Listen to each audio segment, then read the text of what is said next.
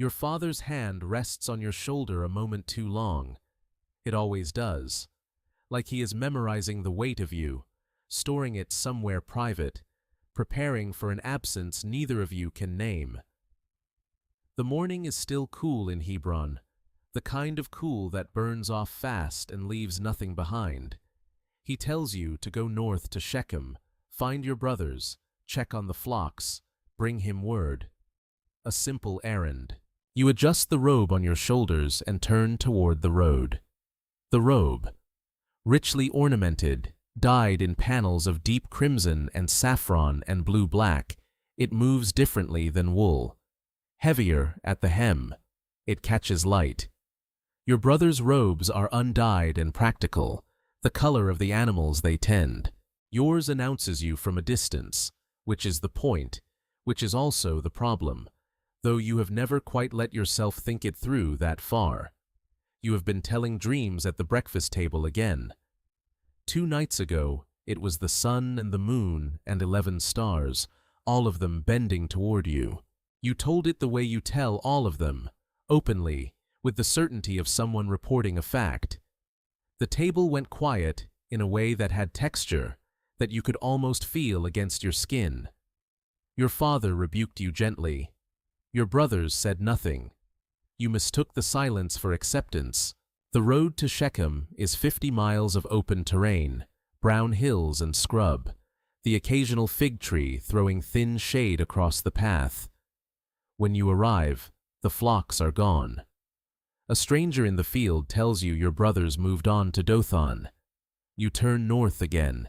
You are walking in the wrong direction, correcting, losing half a day. That small misdirection, the stranger, the detour, the extra miles, is the last ordinary thing that will ever happen to you.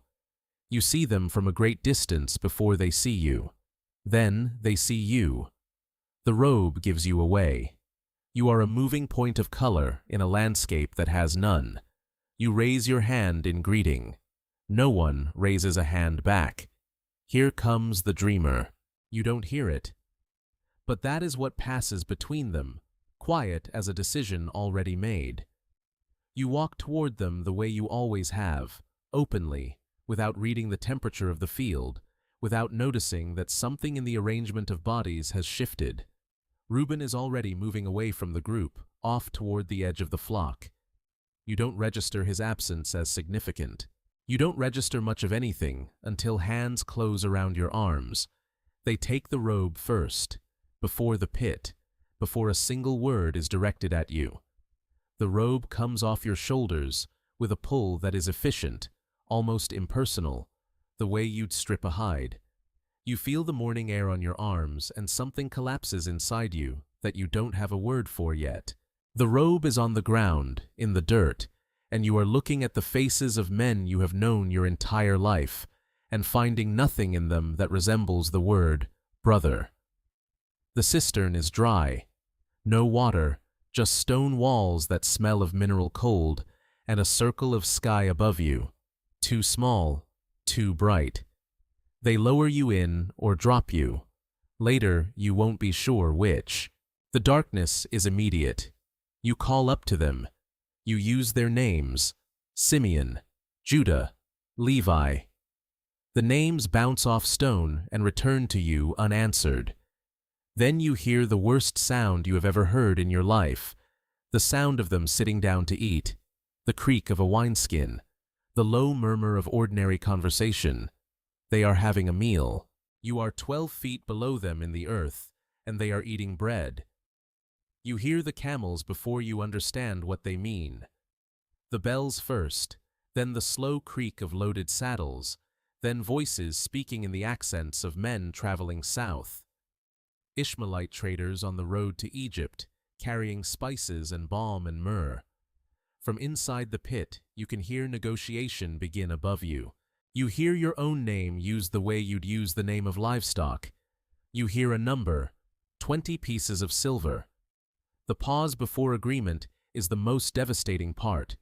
It isn't anguished, it is practical. Hands reach down into the cistern. Not your brother's hands. Strangers' hands. That transition, from family to transaction, happens in the space of one breath. You are lifted out of the pit not to be rescued, but to be transferred, and the distinction is total. They bind your wrists. You look back once as the caravan begins moving south. The camp at Dothan sits at the edge of your vision for a moment, then disappears behind a ridge. You stop looking back, not because hope leaves you, but because looking back costs something you can't afford to keep spending. Reuben returns to the pit and finds it empty. His grief, according to the record, is real. He tears his clothes.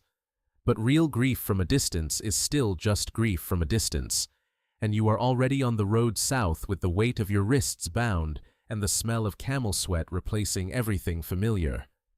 Intercut with this, though you cannot see it, your brothers take the robe. They slaughter a young goat. They dip the robe in its blood, that crimson and saffron and blue-black now darkened, now ruined. They carry it back to your father and hold it up without saying a word. They let him look at it. They don't have to claim you're dead. The robe claims it for them.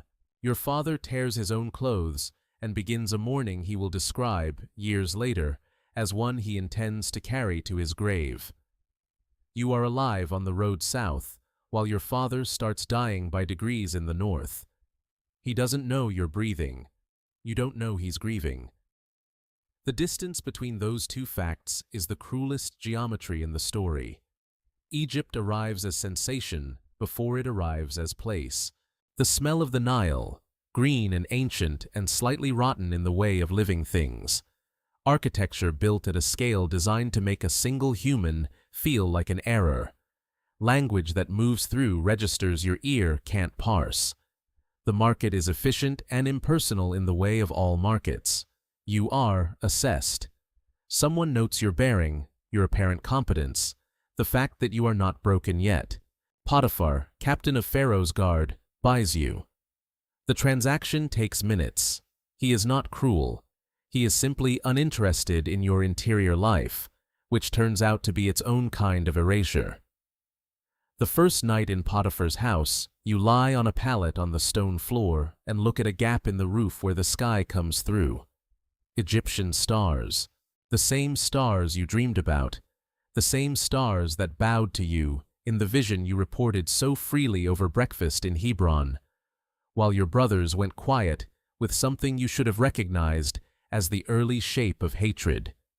Those stars are above you now, and you are below them in every possible sense, and the question arrives without mercy. Were the dreams real? If they were real, how did this happen? If they weren't real, who are you? The robe is gone. Your father's voice is 50 miles behind you in the wrong direction.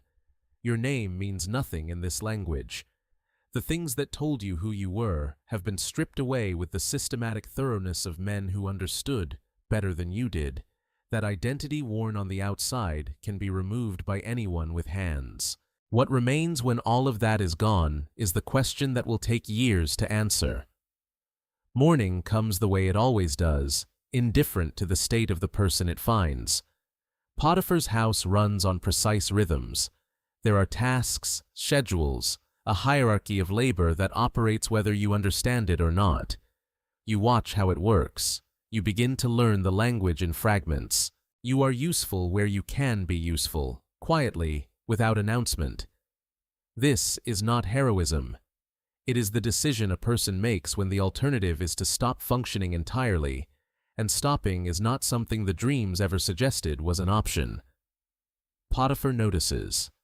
Competence is visible even across a language barrier. He moves you closer to the center of the household's operations. He doesn't know your name means anything. He doesn't know your father is a man of significance in Canaan. He sees only what you do, which turns out to be enough. Here is the irony your brothers could not have calculated. The act of selling you is the mechanism that places you in Egypt. Egypt is where the dreams were always pointing. They stripped the robe to end the story, and the stripping wrote the next chapter.